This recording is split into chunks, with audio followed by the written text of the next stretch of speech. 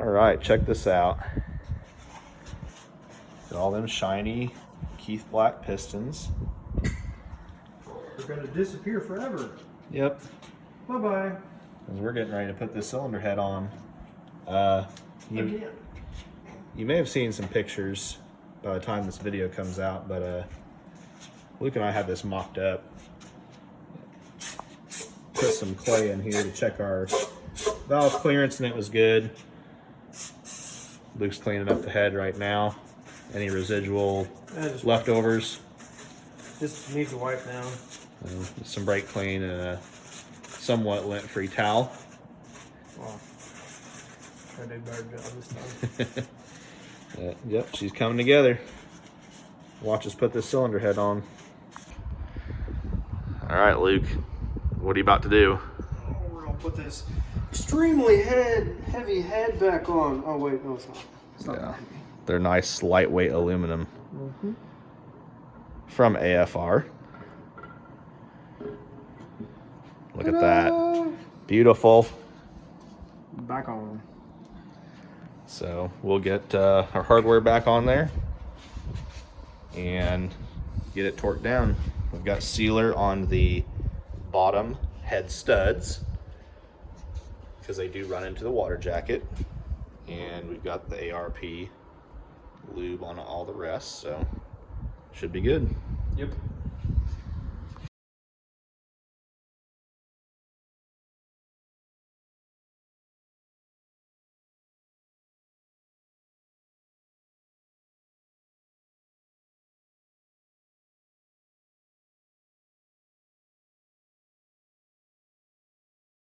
All right, after you saw Luke torque that head on really, really fast, he's gonna go fishing here for these lifters. Oh, I caught something. Just gonna slide her in here. And these are nice roller lifters. These are Howard's. Same as the cam that he bought. Figure like if you buy a comp cam, you want comp cam valve train. Buy a Howard's cam, you buy Howard's lifters too.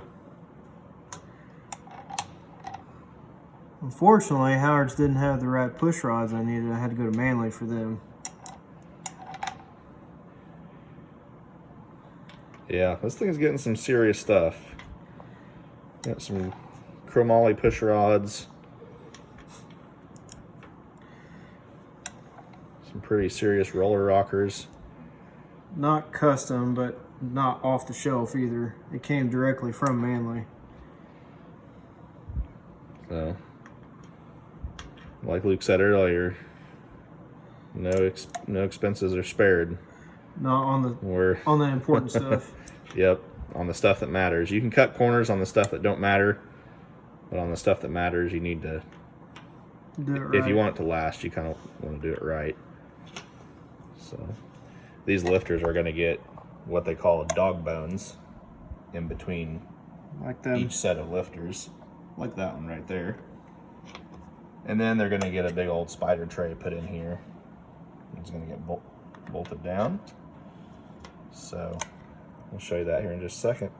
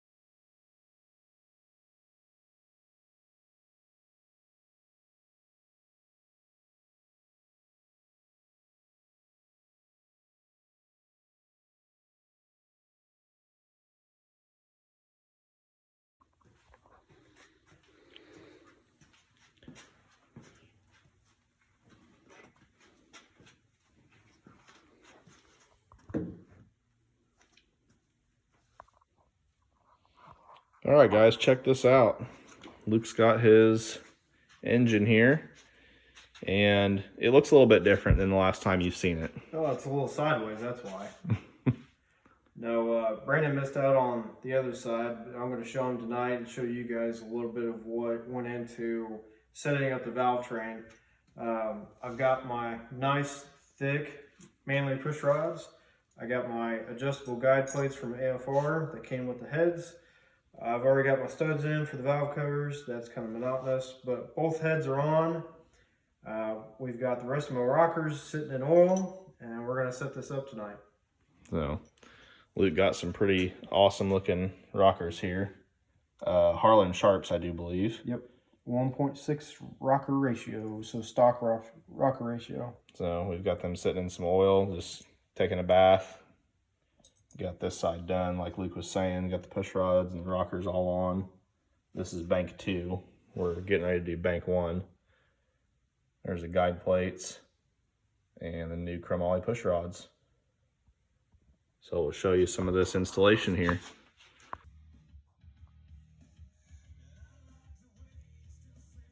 An ounce of prevention saves a whole lot of headache.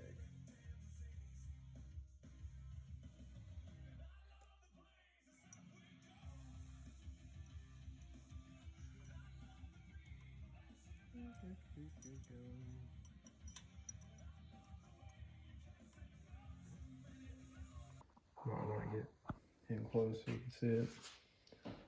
Well, not that close, but we got the first one mocked up to show you guys. I've already adjusted the guide plates to where they need to be. Basically what we had to do is tighten one side down, test the rocker on this side, and check the side-to-side sweep to make sure that the roller tip is centered on the valve stem like this one. Come around a little bit, you'll see it kind of square. See how this side contacts no further than the edge, and the other way is the same way.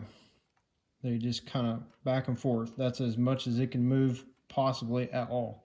So this is already set up. We've got everything looped down. We're gonna go ahead and tighten these down to preload. Rolling. So I went ahead, and this little center area is the lock for this poly lock style container. This little fastener here. We go ahead and run it down on top of the stud. Tighten this rocker arm down. And we got to tighten it down till there's what they call a zero lash. There's no play in this push rod for it to travel anymore. Just a little bit. And you just want the slightest bit of friction on it, right? Yep, just a little bit. Like that one's set. Now we got to tighten this one down. So Luke's got the locks, the center part, all the way up to where it's not contacting the stud. But the adjustment nut, the outer nut, Is what actually moves it up and down. is set on the rollers themselves. And so what I'm going to do is, spec is 1/4 to 1/2 turn. So what I do is I just tighten it 1/4 turn on each one, like such. And then I go back, take my Allen headed piece here, my Allen headed socket, run that center lock down just with my fingers, like such.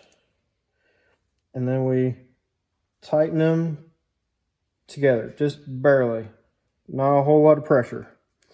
And we take that, go back on this side, same thing.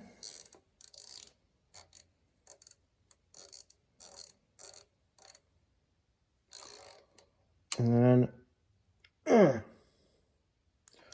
bam, done. Yeah, just good and snug, because once that outer piece is seated on that trunnion, right? You will, and that lock is set on there, it's not going to go anywhere. Shouldn't move. Nope. So Didn't take a whole lot. these two are set. Got the push rods in. Got 3 more sets to do.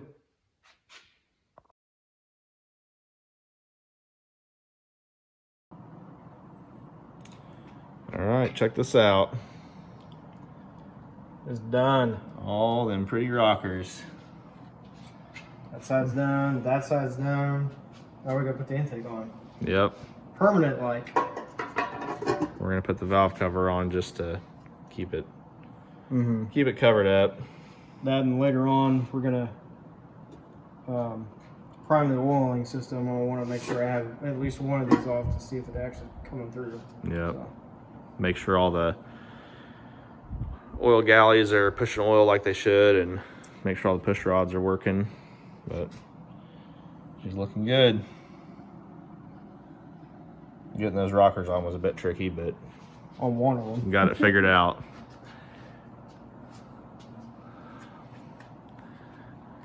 Oh yeah, look at that. Nice driven break-in oil. Waste not, want not. Yep. It's good, we might as well use it.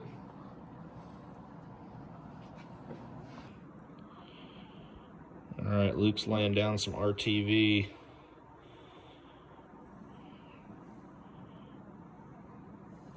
We laid down some RTV on both sides of these intake gaskets, which is what AFR recommends. And we do have a pretty significant gap at the front and back of this intake manifold, but it's not too bad.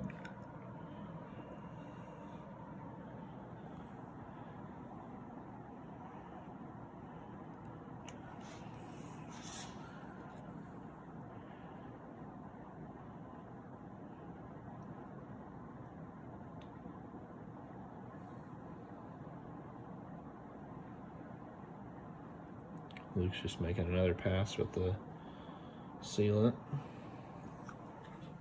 Gotta make sure it's tall enough. Yep. No cork gaskets or anything, just RTV sealer. So just a little bit on the underneath the water jackets on each side. And of course, we got our RTV around the jackets on both sides of the gasket.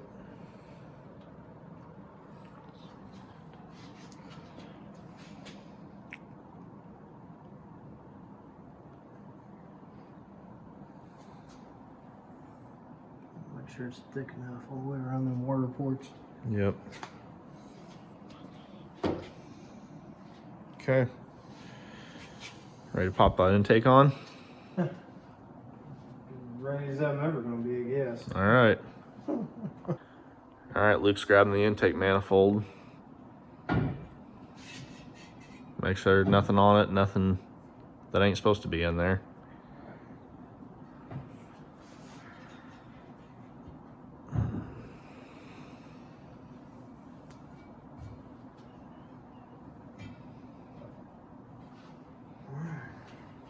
Turn around because I'm on the wrong side.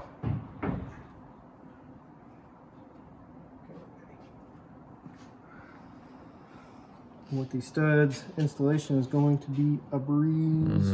It's gonna line right up. Okay, you're good. Nice, even. All right.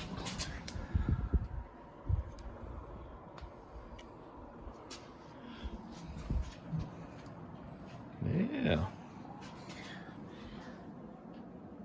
Yeah, I think we'll be good. It'll suck it down a little bit once we put the bolts in, so, or put the hardware on it. All right, let's get some hardware on this thing.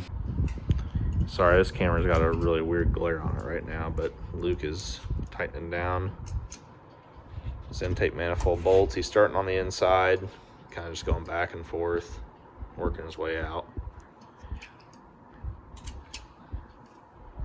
You can hear the RTV kind of squishing out and all the air pockets coming out of it as he's bringing it down.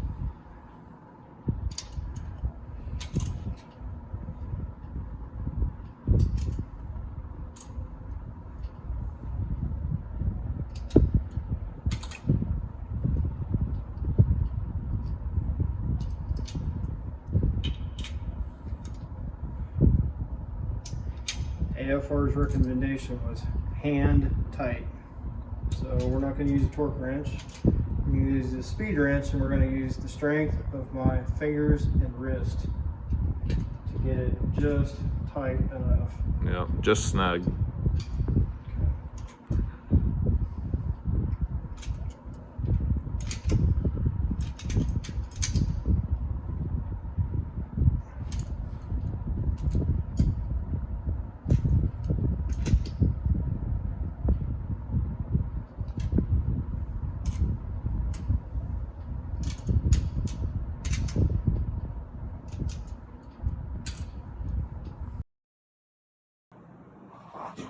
Alright, we're going to put some stuff back on just to cover the hole, but you know, we just can't just cover the hole just anyways. Like, we got to put a carburetor on it. That's right, might as well put a carburetor there. Yeah, well, why stop there? Why don't we put our scoop adapter on? Oh man, it fits perfect. Look at that, nice and shiny. Oh, we can't forget the air filter. Also shiny. Man, I can see a reflection in that. I mean, but then again, why should we stop there? Well, we can just put the scoop on. Oh, man, that's definitely going to keep dust out now. Oh, man. Check that out, people. Not that you can see it. Maybe I can get Luke to bring this light around here so you can see this. Check that out. I mean, does that say America or what? I think it does. I think it spells it out. Pretty. Raise hail, praise Dale. That's right. Hell yeah, brother. Look at that. USA, red, white, and blue. Holley Performance, Edelbrock, AFR, driven racing oil. It's got all the good stuff. Yep. The ATI super damper. Sorry, can't forget about that. Mm-hmm. Heck yeah, buddy. That's awesome. Hopefully you guys think so too. Luke and I are psyched about this. We weren't quite sure at first on all the color combos and like, oh, well, what if we do this? But I think Luke's made his decision on. Yeah, I mean, green was definitely a wild choice for the block, but now with everything on it, it's almost subtle. Like, I hate to say it, like the biggest part of the motor almost don't notice subtle. it. Yeah. Because really, you just notice the silver and the black and the cast aluminum. Like, it's got some shiny bits, but not too much, just enough. Yeah. But black is definitely the actuating color here, man. The accent, for sure. And then once we get all of our linkages and stuff figured out, we'll hook this up to the carburetor. That way, when you crack the throttle open, it'll crack the butterflies open. Wow. So, and if we calculate our motor mount clearance and height of everything, the hood should be about right here. Yeah, the hood should sit right underneath this, and that'll be just perfect. We'll have about an inch of clearance. So, we've got a hood for it. I don't think anyone's seen it yet. We'll wait. It'll be a surprise. Yeah. It'll be a surprise for later on in the build series. It's still in storage. Yeah. So. AKA above our heads. Yeah, up in the rafters there. All right, Luke, let's wrap this up. Yep. Motor is officially done as far as I'm concerned. Yeah, mechanical wise, it's done for now. I mean, there's obviously put the valve covers on it. Yeah, eventually we'll fit the distributor. Coil's going to go on it. We'll get our custom-made spark plug wires that we're going to eventually do.